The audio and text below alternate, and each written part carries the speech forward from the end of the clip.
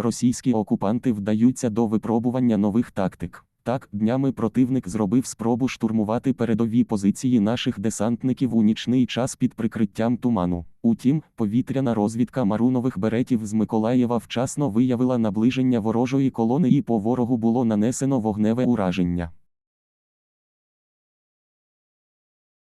Періодично у нічному полі з'являлися так звані «смолоскипи». Таким чином, десантники 79-ї бригади відбили цей нічний штурм окупантів на свої позиції. У підсумку рашисти втратили 4 одиниці техніки і відступили. Бита російська техніка, що хотіла взяти Київ за 3 дні.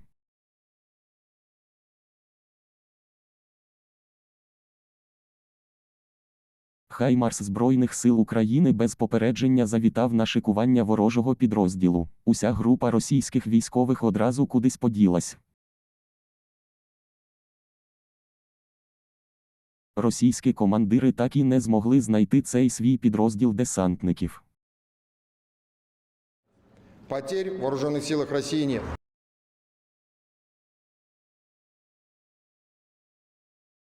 Також хочемо повідомити і про те, що Єврокомісія офіційно рекомендує розпочати процес переговорів щодо вступу України та Молдови до Європейського Союзу. Як повідомила Урсула фон дер Ляєн, Україна виконала 90% реформ, яких від неї очікував ЄС.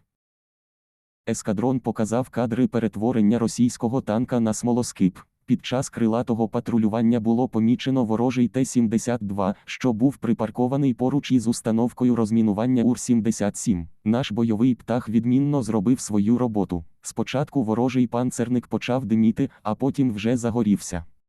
Он як на позицію виходить, все.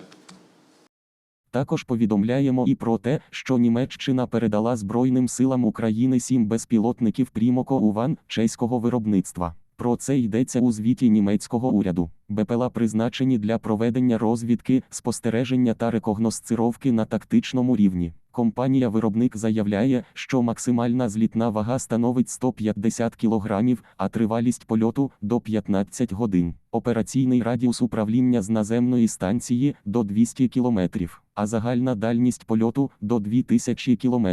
Крейсерська швидкість доходить до 150 км на годину, час перебування у повітрі – до 10 годин. Він може виконувати зліт і посадку в будь-який час доби, навіть за несприятливих погодних умов. Ці дані вказані на сайті виробника. Наші Збройні сили, немов скальпелем, вирізають кремлівську мерзоту з України.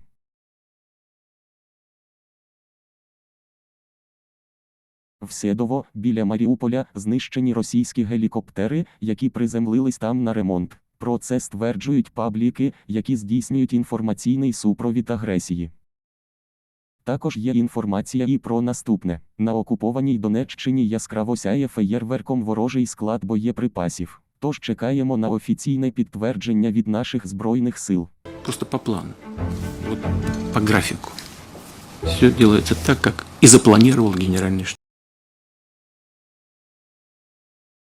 У результаті нічної операції на території тимчасово окупованого Криму воїнами уражено малі десантні кораблі Чорноморського флоту РФ. Йдеться про катери проекту 11770 класу Серна. На суднах перебував екіпаж та завантажена броньована техніка, зокрема БТР-82. Малі десантні катери класу Серна держава-агресор Росія активно використовувала під час окупації острова Зміїний для перекидання військової техніки та десанту. Крім того, росіяни розміщували на борту катерів зенітно-ракетні комплекси ТОР-М2 для мобільного прикриття свого угруповання на острові та у нашому Чорному морі. В умовах фактичної відсутності у росіян корабельних засобів ППО після низки атак Сил безпеки та оборони України, такі катери із ЗРК на борту слугували для загарбників прикриттям кораблів Чорноморського флоту Росії на рейдах.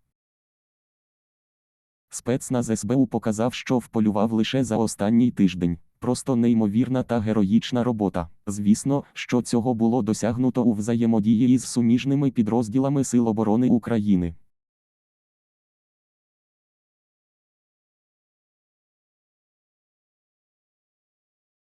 Додивіться, будь ласка, це відео до кінця, і ви дізнаєтесь про весь перелік того, що із російської техніки було утилізовано за ці 6 днів. Не все тут можна показати.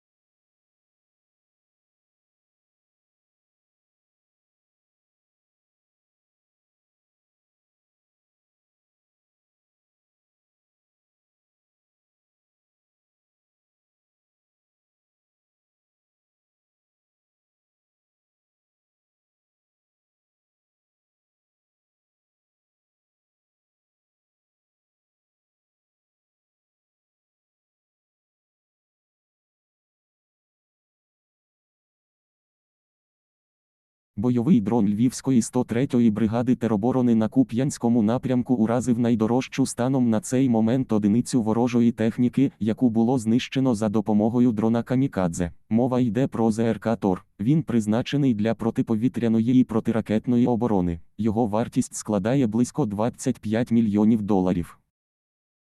Это удар в спину.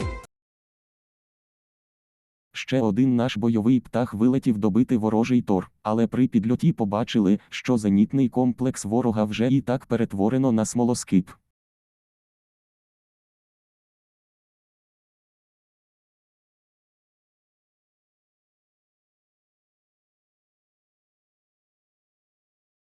Аеророзвідка Збройних сил виявила у лісосмізі ворожий транспорт, серед них і паливозаправник. Було передано координати нашим гармашам. Спрацювала високоточна зброя. Всі, хто був поруч з тим місцем, куди прилетів подарунок, вже нікуди не поїдуть. Все показати тут не можна. Але скажемо, що рашисти підігнали евакуаційне авто і завантажили туди багато того, що колись повірило у байки Путіна про Київ за 3 дні і про міць Другої армії світу.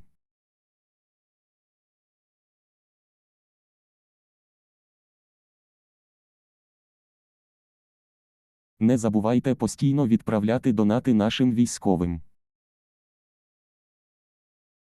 Телеграм-канал Бочкалавар розмістив фото, на якому видно, що рота російських окупантів вишикувалася поряд із вантажівкою. Можливо, якраз приїхали на позиції. Або навпаки, планувала переїхати в інше місце. А на другому фото видно, що туди раптом завітав пекельний подарунок від Збройних сил України. Можна лише здогадуватися, що там можна знайти, коли цей дим розвіється. Світлина підписана текстом «Це вам за 128-му бригаду». Також повідомляємо, що бригада швидкого реагування «Рубіж» Нацгвардії захищає небо над нашими захисниками і протидіє російським безпілотним авіаційним системам на Бахмутському напрямку. Як результат, успішно викошує тих, хто на наших зенітників і полює. Ліквідовано 2 небезпечні цілі. Росіяни показали уламки свого Су-24М. Його окупанти втратили на Донеччині.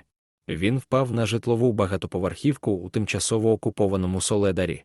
Наразі невідомо, коли саме рашисти втратили цей літак. Окупанти також показали і фотографії зі знищенням російського корабля класу «Каракурт». Його уразили ракетою «Скальпе» на суднобудівному заводі заводу «Затока». Росіяни одразу заявляли, що пошкоджень немає і всі ракети збили. Проте, судячи з фотографій, російська протиповітряна оборона не змогла зупинити ракету «Скальпе», яка уразила корабель. Давайте ми создадим в Росії Міністерство щастя, да? Уряд Німеччини уклав контракт на виробництво артилерійських боєприпасів з німецьким оборонним концерном Rheinmetall. Угода є частиною пакету військової допомоги на суму 400 мільйонів євро для українських збройних сил. Контракт передбачає поставку близько 100 тисяч артилерійських мін калібру 120 мм.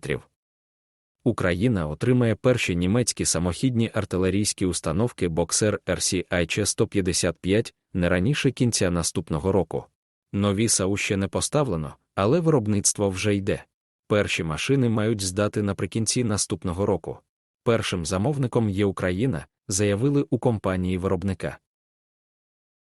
У новій партії українським військовим було передано більше 900 безпілотників різного призначення.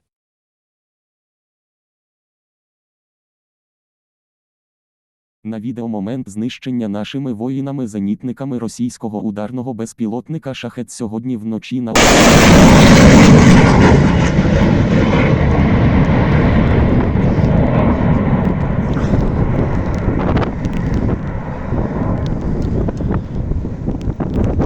Есть сейчас, есть! Також повідомляємо, що Німеччина вирішила подвоїти військову допомогу Україні. Спочатку Мінфін ФРН заклав до бюджету на 2024 рік лише 4 мільярди євро на військову допомогу Україні. Однак усі вони вже зарезервовані під обіцяні проекти. На нові пакети допомоги у Міноборони ФРН залишилося лише 120 мільйонів євро. Тому військові просили надати їм додатково 5 мільярдів євро.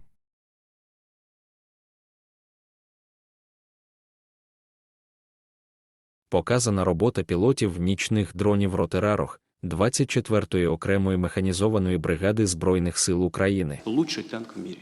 Он как на композицию выходит, все. Кадри з Авдіївського напрямку.